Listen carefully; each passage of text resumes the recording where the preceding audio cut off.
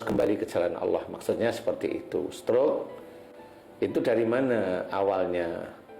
Biasanya dimulai dari, kalau memang dilihat dari sisi medis, biasanya kan stroke itu dari tensi yang tinggi gitu. Ya sih. Ya, semua keadaan itu kan bisa. Ya. Tapi ndak tensi itu hanya trigger aja.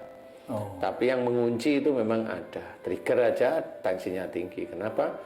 Memang stroke itu diawali dari orang yang emosionalnya tinggi. Emosional tinggi, khususnya yang berhubungan dengan dipendam.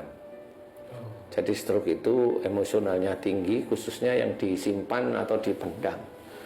Dan itu enggak baru dia dapat masalah, dipikirin, kemudian tiba-tiba pembuluh darah di otak tersumbat. Enggak seperti itu, kebiasaan dia memang seperti itu.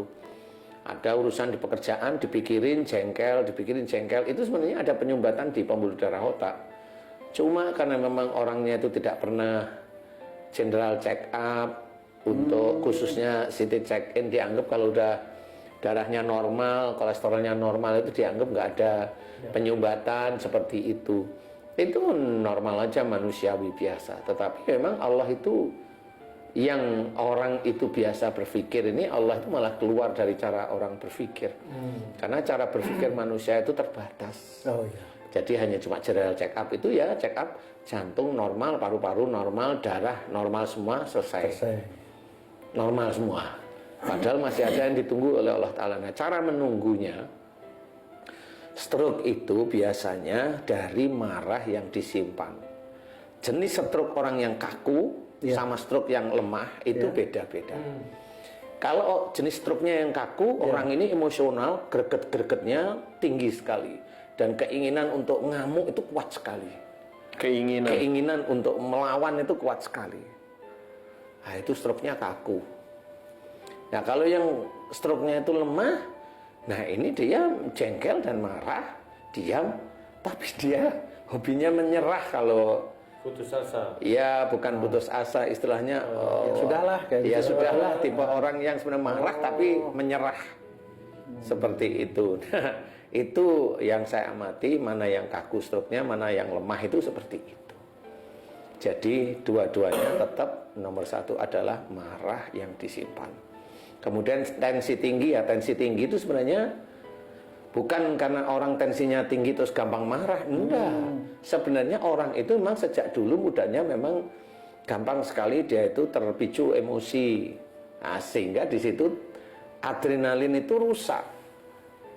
Blok-blok adrenalin itu rusak. Jadi adrenalin itu yang ada di atas ginjal itu rusak bloknya. Sehingga kalau rusak itu sehingga tensinya nggak bisa diatur. Sehingga rusaknya itu nggak tahu. Sekali waktu dia tinggi, dia nggak periksa, ya normal, nggak tahu dia kalau tensinya tinggi. Kecuali kalau plek, nah itu baru diperiksa tensi, kan dokter kan seperti itu ya. Perawat-perawat itu kan seperti itu. Jadi dia nggak tahu kalau sehari-hari itu tensinya tinggi, nggak tahu.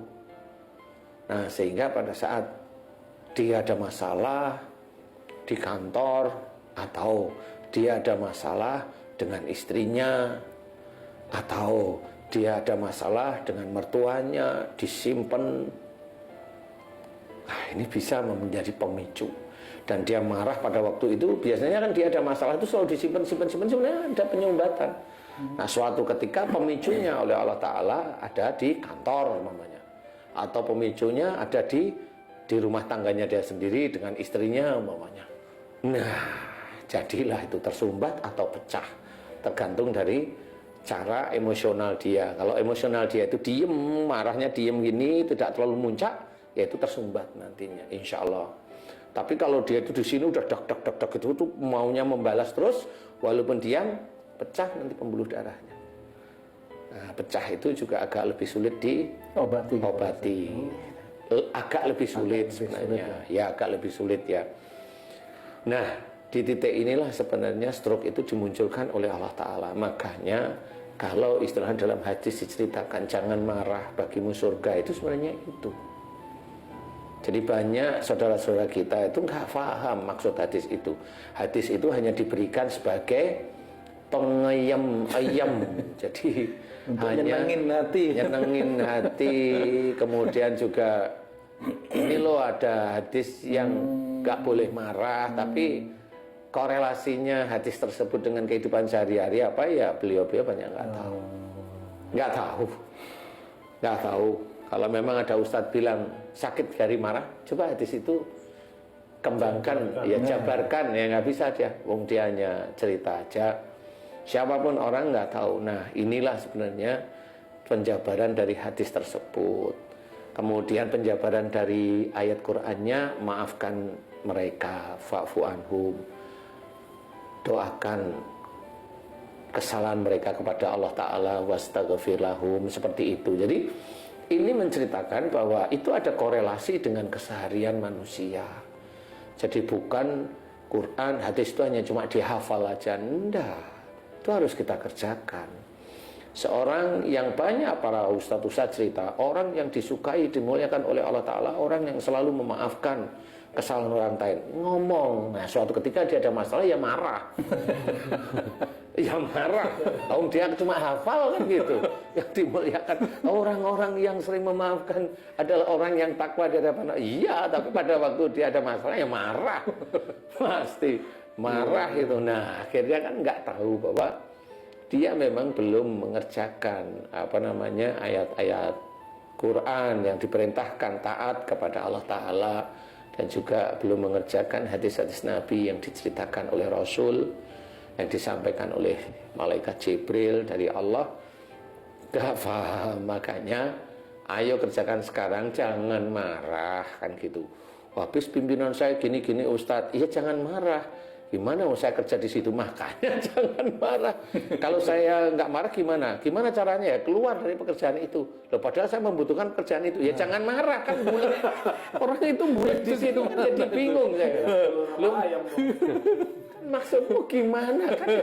Kalau memang nggak ingin marah, keluar cari pekerjaan yang lain yang mudah-mudahan itu baik kan gitu ya. Jadi kalau kamu hanya ngejar pekerjaan di situ, kemudian hasilnya lebih besar, akan kamu nyari dunianya. Nah, kalau cari dunianya, ya pasti akan berhubungan dengan pimpinanmu yang seperti itu. Nggak bisa. Resikonya kamu yang akan nanggung nanti. Entah itu penyumbatan pada jantung, orang marah terus, dikeluarkan debat dengan pimpinannya, atau diem aja, jengkel sama pimpinannya, nah itu nanti stroke. Atau jengkel dengan istrinya, bisa aja stroke. Jengkel kemudian melamun karena istrinya melakukan sesuatu yang dia tidak suka, melamun hilang ingatan kan begitu.